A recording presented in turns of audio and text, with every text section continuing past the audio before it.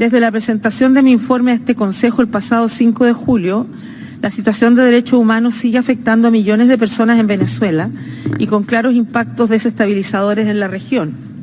Es por ello que mantengo mi compromiso de seguir cooperando con las autoridades para lograr cambios sustanciales y poner fin a violaciones de derechos humanos documentadas en mi informe. La oficina documentó casos de tortura y malos tratos tanto físicos como psicológicos de personas arbitrariamente privadas de su libertad, en particular militares. Las condiciones de detención no habrían cumplido con los estándares internacionales básicos y las personas detenidas no tienen acceso a atención médica adecuada. Solicito a las autoridades tomar acción para corregir estas prácticas, permitir acceso médico e investigar violaciones a derechos humanos. La autopsia del capitán Acosta Arévalos, quien falleció bajo custodia el 29 de junio, reveló que había sufrido múltiples golpes, contusiones, excoriaciones y quemaduras en varias partes del cuerpo. Sufrió fracturas en 16 costillas, el tabique nasal y el pie derecho. Las autoridades reportaron que 2 oficiales de la DGCIM habían sido detenidos y acusados de homicidio preterintencional, pero no de haber cometido actos de tortura. Aliento a las autoridades a que investiguen las denuncias de tortura, castiguen a los responsables, reparen a las víctimas y adopten medidas para evitar su repetición, según la última cifra de 2 años. Por otro lado, la situación económica y social sigue deteriorándose rápidamente, restringiendo el ejercicio de los derechos económicos y sociales de millones de personas. La economía atraviesa lo que podría ser el episodio hiperinflacionario más agudo que haya experimentado la región, afectando la capacidad de compra de alimentos básicos, medicamentos y otros bienes esenciales. Al día de hoy, el salario mínimo equivale a $2 mensuales, en comparación con los $7 en junio. Así, una familia necesita percibir el equivalente a 41 salarios mínimos mensuales para poder cubrir la canasta básica alimentaria. La dolarización de facto de varios sectores de la economía está exacerbando las desigualdades. Los servicios públicos han seguido presentando fallas graves y recurrentes, con especial intensidad en el estado Zulia. El desabastecimiento de combustible fuera de Caracas ha agravado la situación. En este contexto, el 8 de agosto pasado, en relación con el derecho a la salud, me preocupa particularmente el insuficiente acceso a medicamentos y tratamientos de más de 400.000 personas que padecen enfermedades crónicas. Se ha registrado la muerte de pacientes con insuficiencia renal debido a la escasez de medicamentos e insumos para ser dializados desde el 2017. Debido al desabastecimiento de suministro, los únicos 2 centros en el país donde se pueden practicar trasplantes de médula ósea se enfrentan a serios problemas operativos. Adicionalmente, debido a problemas financieros, al menos 39 personas, incluidos niños y niñas, se encuentran en Venezuela esperando viajar al extranjero para ser trasplantados en el marco de programas estatales. En los últimos meses, al menos 4 niños y niñas habrían fallecido durante la espera. Un paso positivo es que, según la Organización Panamericana de la Salud, se ha ampliado la cobertura de vacunación contra la poliomielitis, el sarampión y la difteria. Ha seguido documentando casos de posibles ejecuciones extrajudiciales cometidas por miembros de las Fuerzas de Acción Especiales de la Policía Nacional, conocidas como FAES, en algunos barrios del país. Tan solo en el pasado mes de julio, la organización no gubernamental Monitor de Víctimas identificó 57 nuevos casos de presuntas ejecuciones cometidas por miembros de FAES en Caracas. Los casos documentados muestran el mismo patrón identificado en mi informe de junio y revelan la ausencia de mecanismos eficaces para proteger a los testigos y familiares de las víctimas, quienes en su mayoría son mujeres.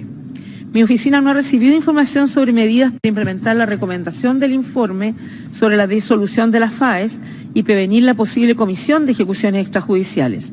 Por el contrario, las FAES han recibido apoyo al más alto nivel del gobierno.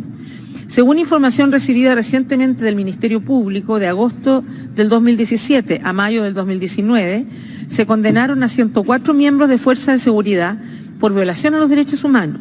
Mi oficina espera información detallada sobre el tipo de violación a los derechos humanos, la adscripción institucional de los funcionarios y el perfil de las víctimas. En el mes de julio, el Tribunal Supremo de Justicia ratificó la condena en contra de un miembro de los Servicios Bolivarianos de Inteligencia Nacional, SEBIN, por el homicidio de Basilda Acosta, quien murió de un disparo en la cabeza en las protestas antigubernamentales de 2014. Asimismo, se capturó en España a uno de los presuntos responsables de la muerte de Orlando Figuera, a quien prendieron fuego los manifestantes en manifestaciones convocadas por la oposición en el 2017. Yo llamo a las autoridades de justicia a agilizar las investigaciones y procesos penales de todos los casos de muerte en el contexto de protestas. Me preocupa el aumento de presencia de militares en el territorio del pueblo indígena Pemón, así como en casos recientes recibidos de violencia en contra de personas indígenas, como las muertes de 2 jóvenes guarao en julio presuntamente por elementos del FAES, la muerte de una mujer indígena guarao embarazada y una niña de 6 años, así como la muerte de un líder indígena curripaco en Amazonas cometido supuestamente por miembros de la Guardia Nacional Bolivariana. Desde la presentación de mi informe, la Asamblea Nacional Constituyente, a petición del Tribunal Supremo, ha levantado la inmunidad parlamentaria a otros 4 diputados de la Asamblea Nacional, elevando el número total a 1 parlamentaria y 24 parlamentarios despojados de inmunidad, incluido su presidente. 2 parlamentarios siguen en detención preventiva a la espera de juicio. Confío en que mi oficina pueda visitarlos pronto. Deseo expresar mi rechazo a la condena del líder sindical Rubén González a 5 años y 9 meses de prisión por un tribunal militar el 13 de agosto por hechos ocurridos en el ejercicio de su activismo sindical. Su familia también ha sido objeto de diversas formas de hostigamiento. La aplicación de la justicia militar para juzgar a civiles constituye una violación del derecho a un juicio justo, incluido el derecho a ser juzgado por un tribunal independiente e imparcial. Me preocupan las recientes acciones para aprobar una ley que tipifica como delito las actividades de las organizaciones de derechos humanos nacionales que reciben fondos del extranjero. Esa ley, si se aprueba y aplica, reducirá aún más el espacio democrático. Lamento también los recientes ataques del gobierno en contra de la autonomía universitaria. Me preocupa también el impacto que la extracción de oro, diamantes, coltán y otros metales en el arco minero del Orinoco está teniendo en la forma de vida de los pueblos indígenas, así como el impacto ambiental en sus territorios. A pesar de que el gobierno considera que se realizaron consultas con los pueblos indígenas antes del establecimiento del arco minero, autoridades indígenas y ONG sostienen que no hubo consulta ni los estudios de impacto ambiental adecuados.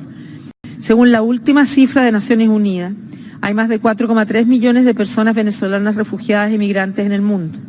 Celebro los esfuerzos realizados en materia de recepción, documentación y acceso a derechos en los países de acogida. Concuerdo con las palabras de Eduardo Stein, representante especial del Secretario General para los Refugiados y Migrantes Venezolanos, sobre la necesidad de adoptar medidas para garantizar una migración segura, ordenada y regular. Las mismas no deberían imponer obstáculos de acceso al territorio que pueden incrementar la migración irregular y exacerbar los riesgos a ser víctimas de diversas formas de violencia y explotación. Preocupan los informes de brotes de xenofobia en países de la región y redoblo mi pedida a las autoridades de los países de acogida para mitigarlos y prevenirlos, preservando los derechos de las personas migrantes y refugiadas. Mi oficina ha seguido documentando casos de personas migrantes víctimas de trata, particularmente mujeres, niñas y niños con fines de explotación sexual, laboral y de reclutamiento para actividades ilícitas por parte del crimen organizado y de otros grupos armados.